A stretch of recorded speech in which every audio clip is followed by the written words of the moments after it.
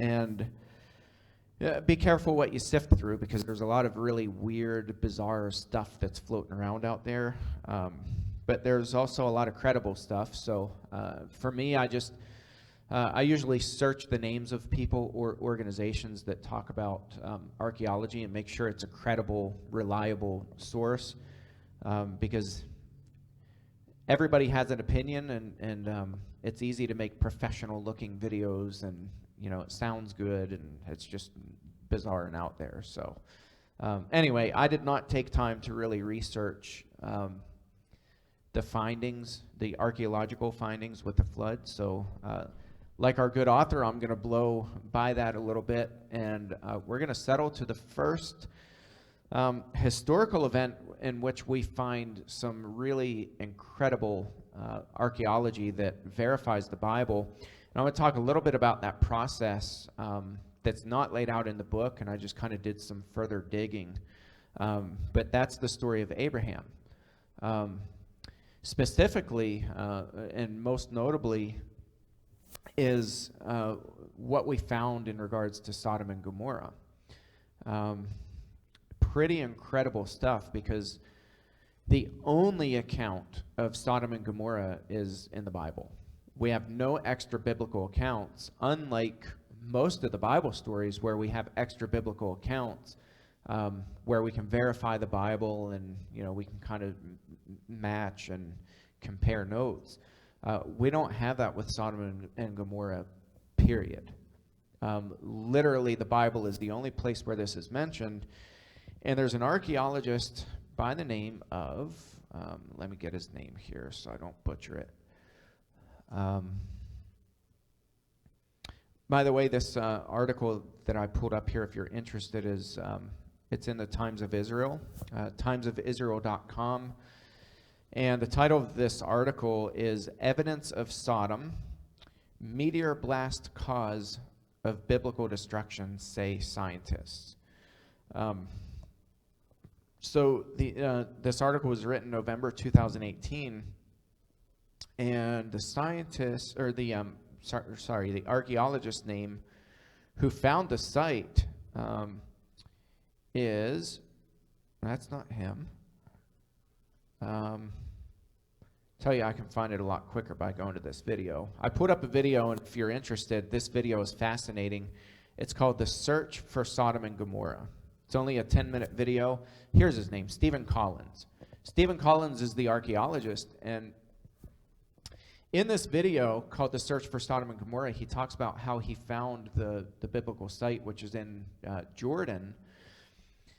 And the text that he found was in Genesis chapter 13. And he says, Genesis chapter 13 provides the nuts and bolts where for millennia, nobody knew where the biblical site of Sodom and Gomorrah was. So he said he was reading the Bible, and he said it was so crystal clear that he really can't believe that so many people missed it for so long. Specifically verses 1 through 10, but I'm just going to read verse 10 because he talks about this in the video. Genesis chapter 13. Genesis 13, verse 10. And Lot lifted up his eyes. This is when Lot and Abraham separate ways, and they're looking out. Lot decides to go east. He picks the fertile land, which is part of the Fertile Crescent. Abraham stays over in Canaan. Lot lifted up his eyes and saw that the Jordan Valley was well watered everywhere, like the garden of the Lord. Does anybody else have anything other than the Jordan Valley? Does some say the Jordan Plain? Anybody's translations say the Jordan Plain? The plain? Anybody else's have anything other than valley or plain? So he said the word in Hebrew is actually disk, and it signifies something that's flat. So he said the area definitely has to be flat. The only place where you're standing in these towns where they're looking out, they're over in Israel, what would become Israel. They're at Bethel, between Bethel and Ai. And so, of course, he went to that site and was actually looking out. And he said, lo and behold, as you're looking out, you can see this the fertile crescent that lays down in the Jordan Valley. It follows the Jordan River. And he said, once you look down there and get a little bit closer, you can find that there is, in fact, a disc. It's a round circle where the Jordan comes down. It gets into the plain, and on all sides there are mountains. And there's this round circle that is incredibly fertile. Incredibly fertile. And so, through a couple other lines of deductive reasoning, he finds a couple dig sites. I think he said there were 11 or 12 dig sites in the circle. Well, the Bible says that Sodom and Gomorrah were the biggest cities. They were the most significant cities. So he chooses the biggest dig site. He's like, because common sense just tells you pick the biggest dig site. So what do they find? Well, they start digging. They find, on this site, they find several city gates dating to different time periods. So you have an ancient city. They found melted pottery. Pottery, in order for pottery to melt, it has to be thousands of degrees. You're talking super hot.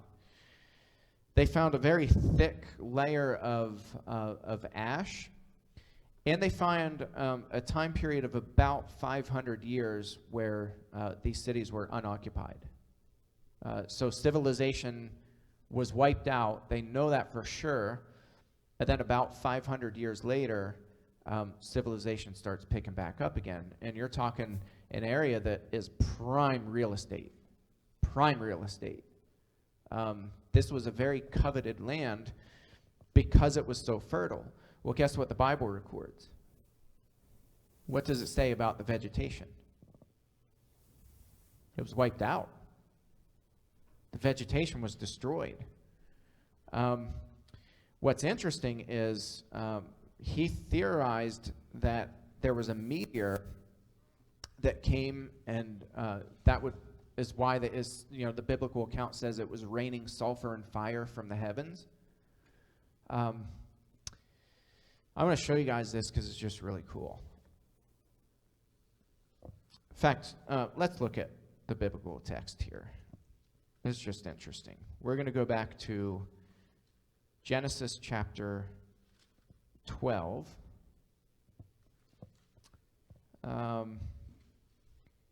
This is just kind of the journey before Sodom and Gomorrah. By the way, I'm going to pull up a map here. And if you look on this map, in the kind of the right-hand side, bottom right, you'll see Ur. You guys see that? That's where Abraham was from.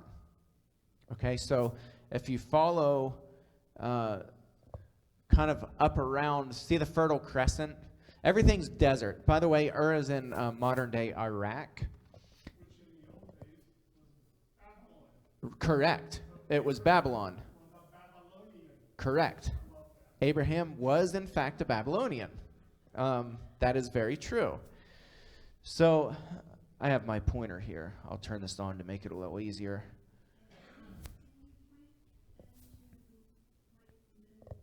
Yeah, so over here is Ur. You can see it there. It's kind of hard to see, but that little black dot, that's where Abraham was from. He's in part of this Fertile Crescent. That's modern-day Iraq. Charles is exactly right. This is Babylonia, or Babylon. So Abraham was a Babylonian. So he's called out of here, and he follows a route up along the Fertile Crescent, up through the mountains, following the Euphrates and the Tigris. And he gets up here, and he settles at Haran. Okay, see that right where I'm pointing there, which, if I'm not mistaken, is modern day. Is that Syria? Yeah, right near the Turkey border. Over here, which is also part of the Fertile Crescent. If you look here, the Fertile Crescent comes here, and it comes down here. The Fertile Crescent is called Fertile Crescent because it's fertile. From all the major rivers, it gets water in a very desert land. So out here is like desert. On this side of the Jordan is Jordan. Over here is Israel. Down here is Egypt. And so Abram settles here before he was Abraham. Then he comes down to Hebron. And then there's this drought, this severe famine, and he goes into Egypt. Well, that was not uncommon. What else? Who else went to Egypt during a severe famine? Much later. Yeah, Joseph's family. Jacob's sons, and they brought Jacob over. That's because over here you have the Nile, what do they call it? The Nile Delta. That's right, the Nile Delta. So the Nile Delta starts right here, and it follows the Nile River, and it's incredibly fertile, regardless of what the weather is. So in severe famine, people would migrate to Egypt, and they would all come to this area, and they would get food because it was always well watered. So Abram goes over into Egypt, and then he comes back up out, and he settles back in Hebron, and he's in this region when him and Lot separate ways. Lot goes east, so he heads over to Sodom and Gomorrah, and that's the big question. Where is Sodom and Gomorrah? Nobody knew until the 1990s. So in the 1990s, this guy, archaeologist from New Mexico, Stephen Collins, goes over. He locates the area. They start digging, and they find incredible evidence of a catastrophic event that just melted this place into oblivion. And for 500 years, it was unoccupied in the most fertile region in this whole area. It's incredible.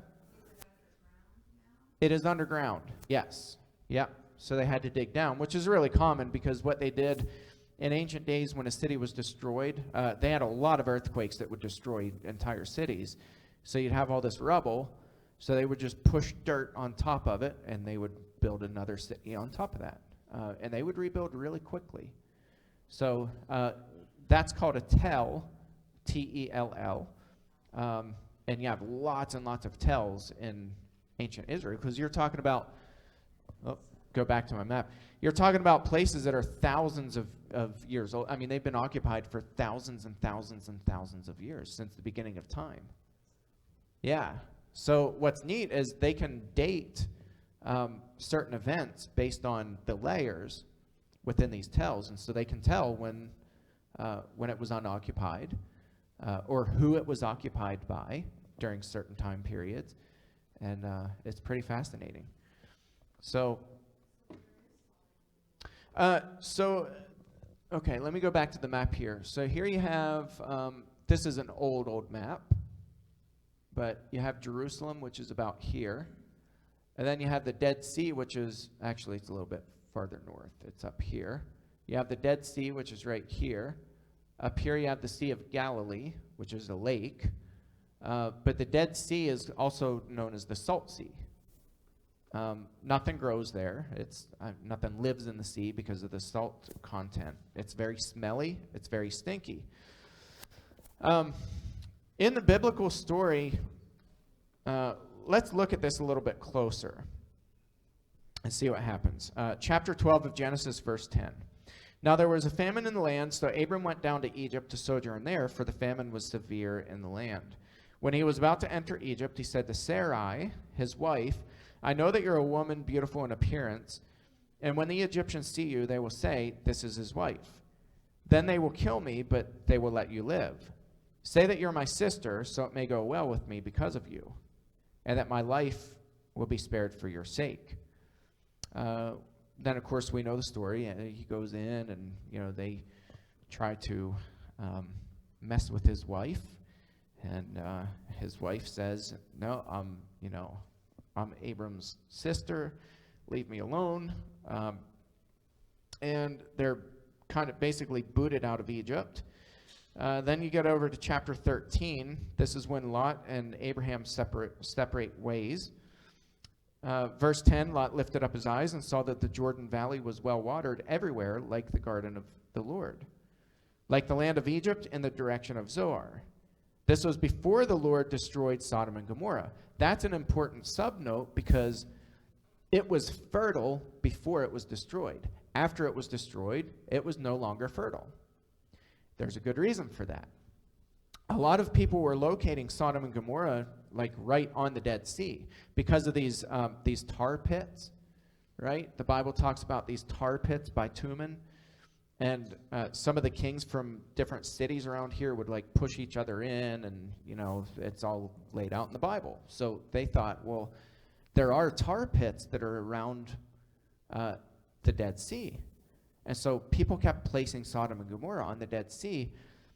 But this guy, Stephen Collins, kept coming back, and he was like, but it doesn't make sense. He's like, if you really look at the biblical account, it does not make sense to place it on the Dead Sea. It would make sense to put it northeast of the Dead Sea by quite a distance. What's interesting is, as they uncover this biblical site for Sodom and Gomorrah, not only did they find a cataclysmic event, just that annihilated Sodom and Gomorrah, melted pottery, it just burned it to nothing. Intense heat. But the other thing they found is that there was such intense heat that it actually took and scooped up this salt, basically, from the Dead Sea and spewed it across these cities. They have thick salt mineral content that's been baked into this melting pot of pottery and all this stuff. So what's interesting to me is what happened to Lot's wife. She turned into a pillar of salt. Now, how have you always read that story? Yeah, but where was she when she turned around? Yeah, but where in relation to Lot and the rest of the family? Yeah, right beside him, right? I've always read the story that way. But when you go back and you actually read the text, we're reading into the text. There's no indication whatsoever that she was anywhere in close proximity to Lot. I think she turned around. And I don't think she was like, looking. Because in the biblical text, we're like, oh, she turned around, she looked, and God smote her and turned her into this pillar of salt. I can't read it that way anymore. The way that I read it now is that she turned to look, and by look, keep in mind, they have family members who refuse to leave. All of you women, right? Let me pick on you for a little bit. How protective are you of your children in comparison to us husbands? Right. My wife constantly says to me, you don't understand what it is to be a mother. You will never understand that we worry. What were you talking about right before we started today? I'm worried sick about my son. And it doesn't stop. It makes sense to me that she's not just like, charging right after Lot and hightailing it out of the city. I think she was wailing and crying and being what she was, a mother. She was a mother first. And I think she hesitated first of all. And I think her looking on the city was her staying there. And maybe she got a little bit outside of the city, but I think she refused to leave. I don't think she was on the heels of Lot. I don't think God was like, oh, you single-handed. Now, not that God couldn't do that, but what's fascinating is what archaeology has found.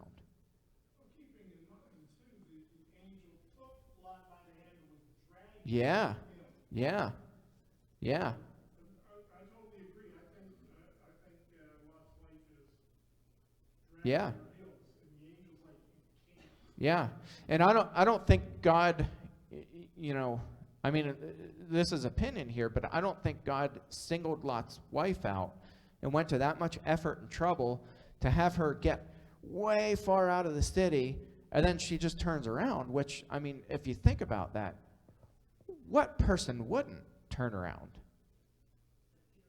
I mean, But even in the Hebrew writings, turn around doesn't mean just to turn around and peek. right? Turn around often means to go back to. Yeah, that's right. Yeah. Both in Hebrew and in Greek. In fact, I don't know the word in Hebrew because my Hebrew was never good, but in Greek it's what? Metanoeo, right? And that literally means to repent, means to literally turn around. And to gravitate, to move, to turn and move. That's the word for repent. We just hear repent and we're like, oh, that just means to change your behavior. It's not what the word meant. I mean, it did, but the literal meaning of metanoeo is to turn and move. So, yeah, great point. Let's look at, first of all, man, there's so much in this text. So much. Yeah, I know. Okay, this one's just interesting to me. Abraham is interceding for Sodom. Right? He's begging God not to destroy. God is going to do this. God said, I am going to destroy Sodom and Gomorrah. Abraham, knowing that his family is going to be pulled out, is still pleading for the city. Why? Because nobody wants a whole city to be annihilated. But if I may say, see, you're saying the whole city. It's not a whole city. It's two Two major, significant cities, yeah. Each hub city, I call it a hub city because each one of them controls a large area, and there are other towns and villages and minor cities. Mm-hmm. So when you That's look right. at the scripture, it actually says Sodom and Gomorrah and the cities of the plain. That is correct. And what's interesting about what the archaeologists are uncovering is that even the smaller towns, the smaller dig sites, have the same catastrophic event that hit all of them. And all the evidence shows with incredible consistency that things were burned up, they were annihilated. This was a major event. This was not like, like what happened in the history of Somerset, where you have fires that break out. Like, we had some pretty intense fires in the history of Somerset up in the Diamond that wiped out, several buildings at a time. That wasn't this. And each of these dig sites shows that one, it was intense heat that couldn't happen from man starting a fire. This was a natural event. Some have theorized that this was an earthquake that caused like all these fires within the city. This guy comes back and he says it can't be, and scientists agree. They say there's no way, not that amount of heat. The salt spray indicates that it was a meteor event. And what's interesting about this, if you guys look this up, I never knew about this until I studied this. Did you know that in 2013 there was a major meteor that hit Russia? I never knew that. So there are videos that people took of this meteor. You guys need to see this. It's coming through the sky, and it is this fireball. And you can actually hear the fire whistling off of this thing. And it comes down and it hits. And the video that I watched shows shots first from far away and then it'll show somebody's video footage that's a little bit closer, then a little bit closer. Well, then you get right up to it, and it is incredible, the amount of force and heat that came off of that thing. It was way outside of the city, but in the city, it took entire buildings down, blew out every window within, miles. Every window was gone. And then the last shot was of the actual meteor. And it's just this intense heat. It's this big hole in the ground and this intense heat. What's interesting is that, one, they can't find a hole in the ground where a meteor hit at Sodom and Gomorrah. And what's interesting is, if it hit the sea, it would explain this salt splash with this intense fire, this intense heat. And so scientists agree that this was damage from a meteor, or several meteors raining down all at once. It fits the biblical description perfectly. Perfectly. Which one? The one in Russia? Just go on YouTube and look up.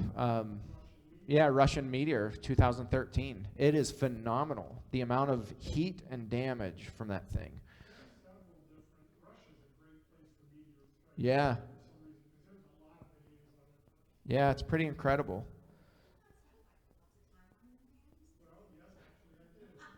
Here's another one. I've actually been to this one.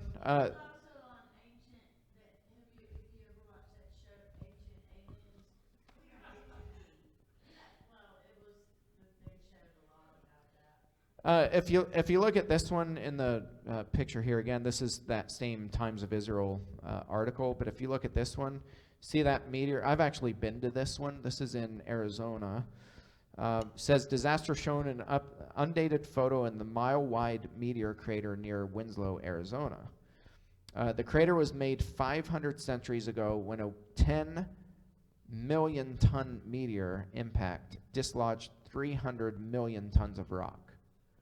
The 600-foot deep crater is 3 miles in circumference. This is massive. And when you go to it, it is absolutely awe-inspiring. And I never knew this crater existed till we were just on a spring break, and we started seeing signs for this crater. I'd never heard. Well, I was in college. I was young. And dumb. But this crater is massive.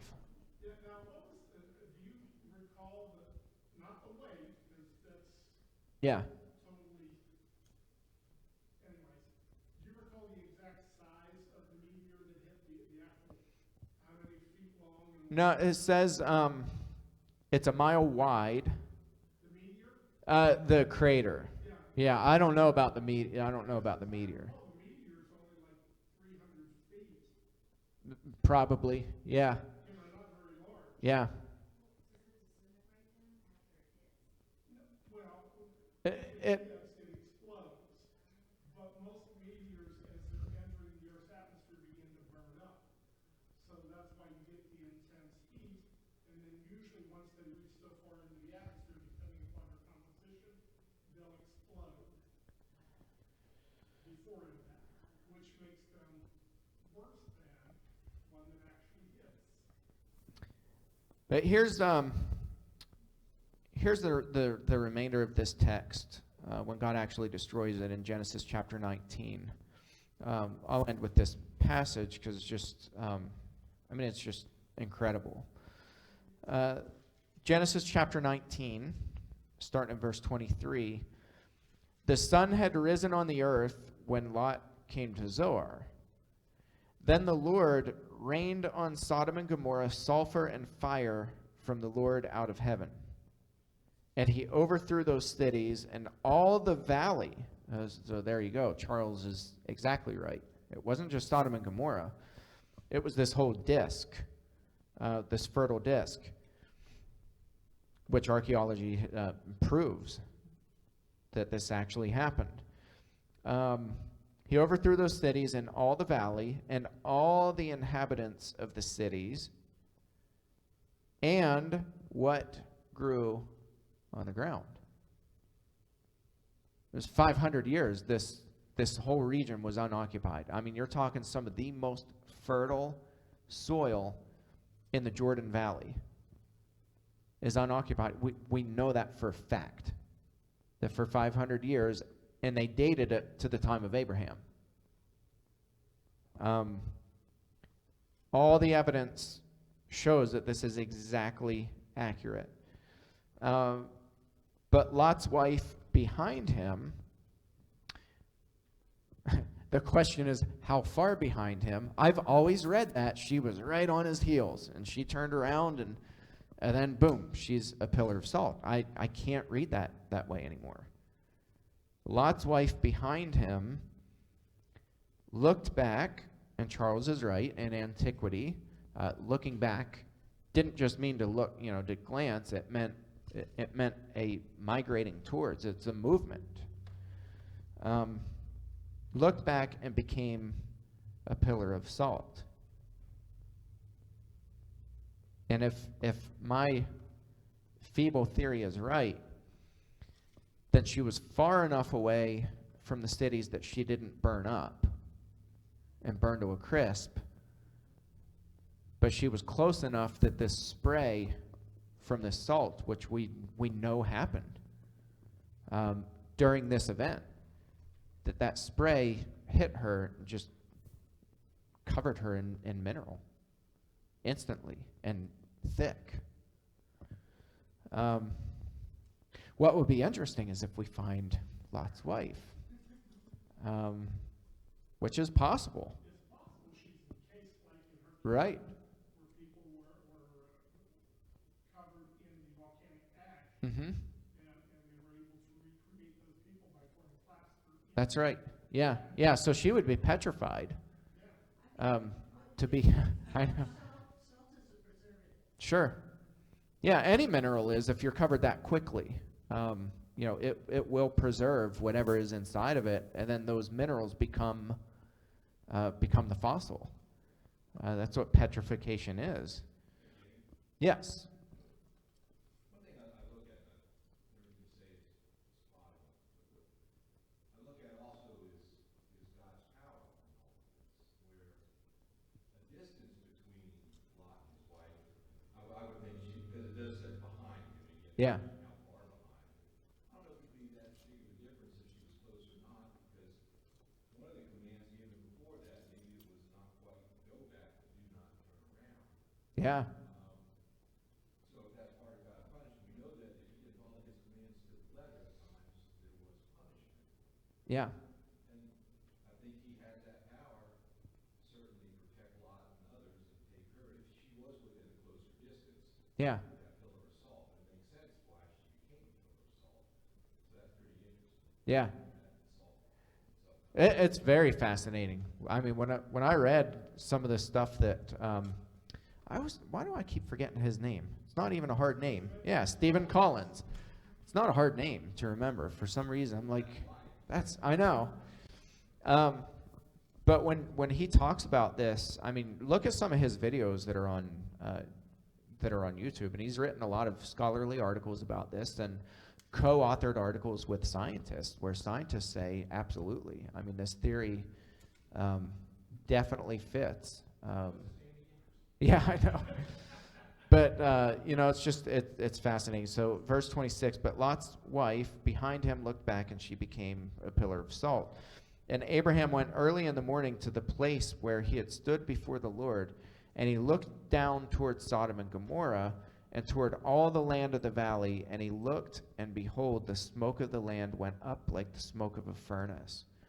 What's interesting is when you're in Israel, looking across to Jordan, you can look down in the valley because Jerusalem's up, it's pretty high elevation. And you're actually looking down, and he talks about that, how you can physically see this disc that sits in this valley looking across to the country of Jordan, where Lot settled, where these dig sites are. Absolutely, 100% Abraham would have been able to see this.